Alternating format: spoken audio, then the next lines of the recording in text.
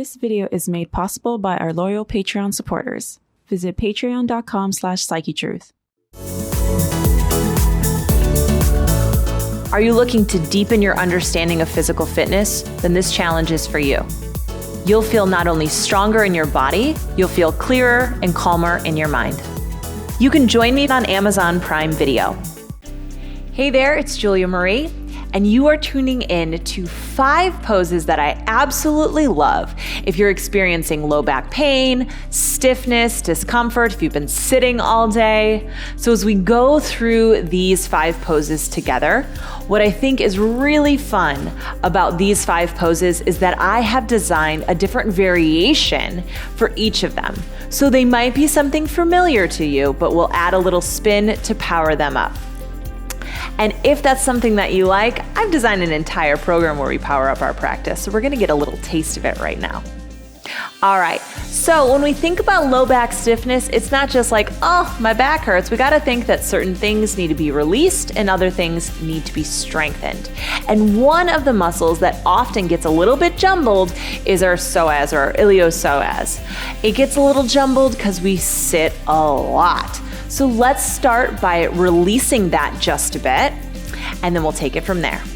If you have blocks, these are handy. If you don't have a block, I want you to get a really firm pillow or 2 pillows stacked on top of one another so you can elevate your hips, and we'll come on down to the mat. Grab your props and come on down. I really like cork blocks if you're in the market for blocks, because they tend to keep their shape. They're super duper solid and you can stack them. If you have foam blocks, it's totally fine, but I just noticed that sometimes they wear down a little bit quicker. So lift your hips up, slide the blocks underneath you. You don't want them at such a high height that you already are kicking on low back pain. So if you notice that it's too tall, you can always shorten it just a little bit. Or if you're on pillows, you take one of the pillows out. Great. So from here, with your sacrum on the blocks, you're nice and stable. You're going to lift your right knee into your chest, almost like you're gonna take it into a happy baby, and then draw your right hand either onto your shin or behind your thigh. From here, slide your left heel out until your leg is long. Now, if you want to add a little bit, because you're going to start to feel some deep release in the front of your left hip, if you want to add a little bit, then actually take your right leg into a happy baby shape and you're moving your hips in 2 directions. So as you find a little bit of a tug on the right leg, just a little bit, it's going to make it a little more challenging for the left leg, and that range of motion is going to get bigger. Allow your left leg to just enjoy this stretch. If you start to pull your hips in 2 directions to the point that you're starting to get a little pinchy pain in your SI joint or in your low back, then reduce the range of motion. So the idea here is that you are getting somewhat of a passive stretch, a passive release for the left leg. We're letting gravity do that. Take one more breath in. And then on your breath out, release your right leg and draw your left knee in. Start relatively simple, and it doesn't have to be at your end range. Slide your right heel down until your knee starts to straighten. If you notice that you need a little bit more, then you start to add on pulling your left thigh closer to you. You can always take your left hand underneath your hamstring or over your shin. Either one is fine. Look for a grip that works for you. A lot of times people come into this stretch and they float their heel. Don't float your heel. Let your heel touch the ground. If it's too intense for you, soften your knee, but keep your foot on the ground. If you'd like to take this more into a happy baby shape, that's going to up the intensity. So just check in with your low back as you start to add on different layers. Notice if you're clinging the muscles on your right leg to the bone, let the muscles soften. Allow gravity to take over here. If you're a control freak, sometimes I become a control freak in these things. I start to do all these little micro adjustments and I get super duper antsy about it. Rather, exhale, just start to feel it. This is a really, really big release. Take one more breath in.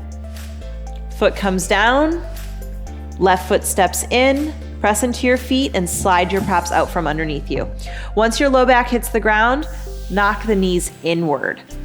You might even heel toe the feet a little wider. This just rolls the inseams of the thighs down, so you find a little internal rotation. It's gonna create more space for your low back. It's gonna create more space for your hips. And as you do that, it's gonna also create a little more space for your SI joint. So rather than pinching it out, you're coming back to a more neutral, spacious position. Good. Take one more breath here. On your exhale, draw your thighs into your chest and pull them down. Pull them down. Should feel really nice to hug that in. And lift yourself up to a seat. Once you come to a seat, you're just going to slide your left knee back and step your right foot forward. We'll come into a variation of Anjaneyasana or the crescent lunge. So we'll come into Anjaneyasana, but I want you to take a variation in which your hips are over your knee. So you can start to engage your left glute and you'll start to feel now an active release of your hip flexor. So before gravity was doing it and you were having the passive release, now we're working with opposing muscles. When the glutes engage, the hip flexors release. Because the glutes are hip extensors, now we're releasing the hip flexor. From there, reach the arms up and then circle the left arm under the right. We'll take this into a variation, level up this release just a little bit. Draw the pit of the belly in, tuck the chin, and then pull your arms down into your chest like you're moving your middle back towards the wall behind you. As you do this, this is essentially just going to release and stretch just a little bit more. If it gets too intense, lift your chest up or allow your hips to come forward just a bit. Continue to engage the glute, drop the tail towards the floor and draw your belly button to your spine. Good, nice work. And release, hands to your heart and just switch which foot is in front. With your left foot in front, your right knee will come down. We're gonna come into an Anjaneyasana variation where rather than plunging the hips forward, we back out, taking more of a square position in our legs. Hips gonna come over your knee. You're gonna feel this in your quad for sure. And you're also gonna feel this in your hip flexor. Why this is helpful for low back pain is because often we get stuck in seated positions and some of these muscles, especially the psoas, which is our most intrinsic muscle, it's really deep.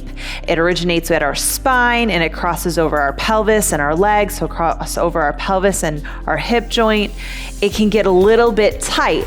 And because that muscle crosses so much territory in the body, when it's tight, we feel it in a lot of different places. Reach the arms up, take the right arm under the left, and then find that eagle where you hug in and keep the pelvis over your knee.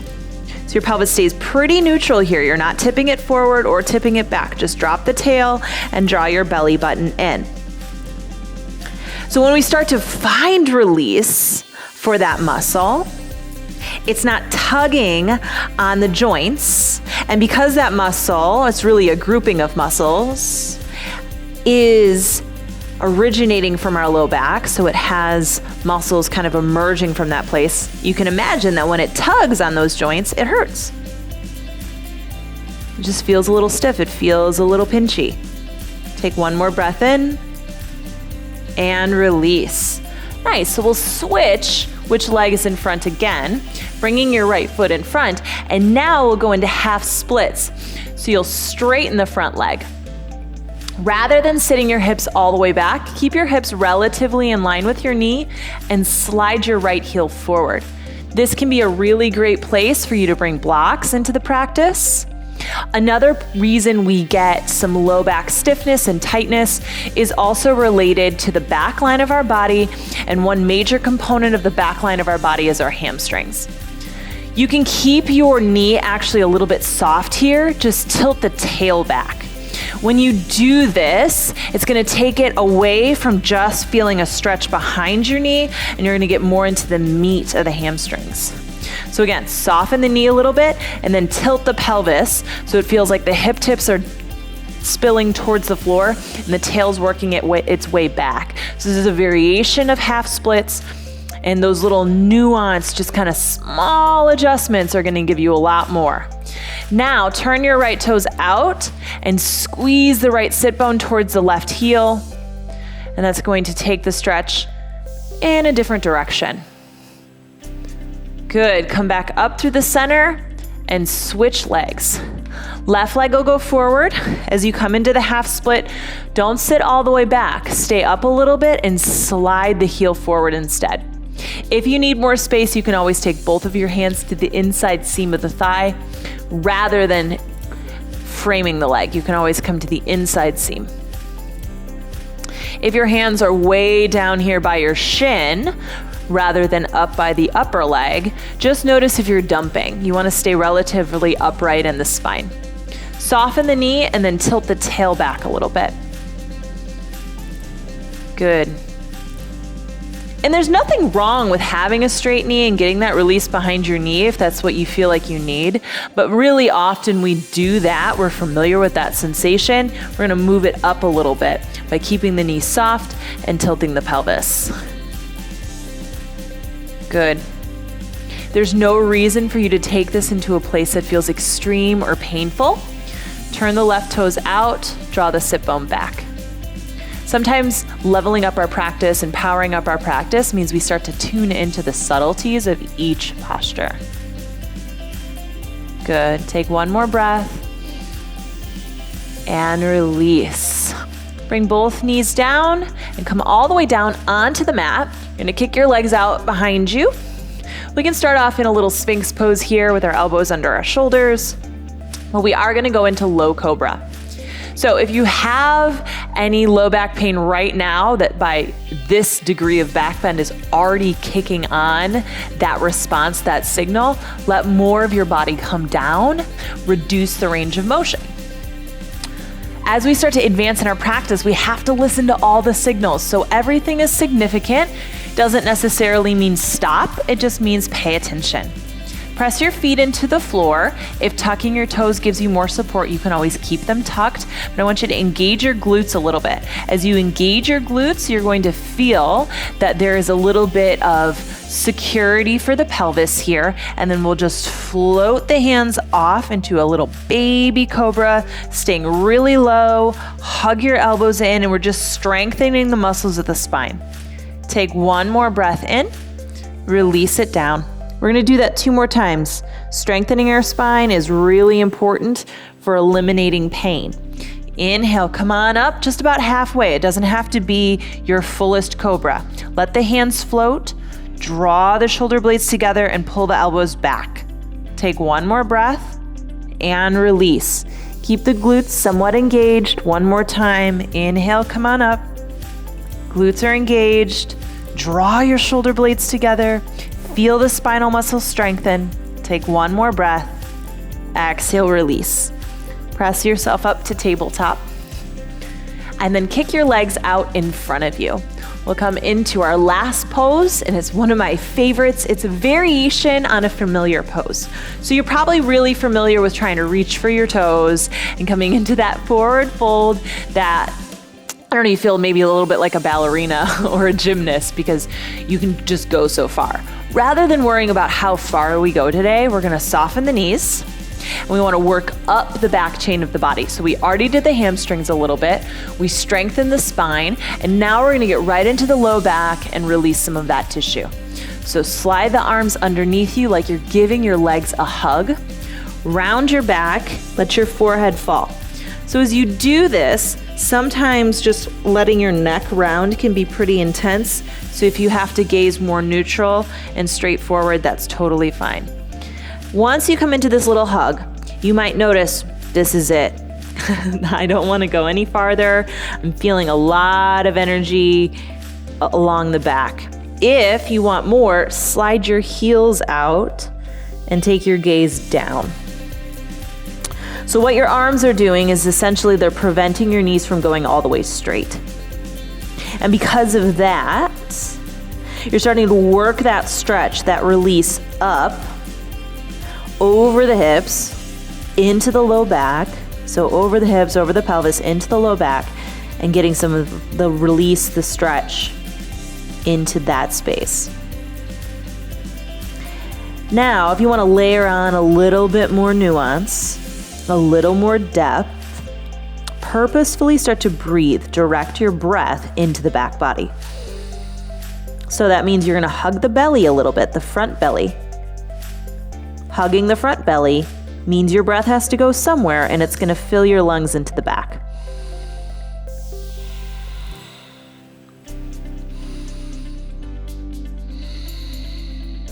Good. Take one more deep breath into the back body. Then slow and steady, come on up to sit. Crisscross your legs. Take gentle turn in either direction. And there you have it. Those are 5 go-to variations of some familiar poses that help with low back pain and stiffness. So we start to power up our practice, or really what I mean by that is deepen our practice. We start to notice subtleties and nuance in yoga poses. So even poses that feel super familiar become fresh again. If you like that idea, if you're interested in deepening your practice, then I encourage you to join me for my 30-day Power Up Yoga Challenge. I know you're gonna love it. You're gonna come out of that challenge feeling more confident on the mat, and you're gonna learn a heck of a lot about your own personal practice. And there you have it. 5 variations on common poses, and these variations help you with low back pain and stiffness. I hope you learned a little bit something about your own body, and I hope you feel great. I can't wait to see you in the next video, and until then, namaste.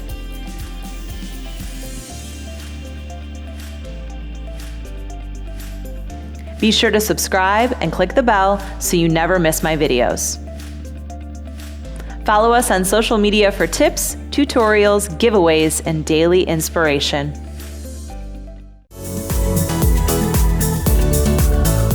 Are you looking to deepen your understanding of physical fitness? Then this challenge is for you. You'll feel not only stronger in your body, you'll feel clearer and calmer in your mind. You can join me on Amazon Prime Video.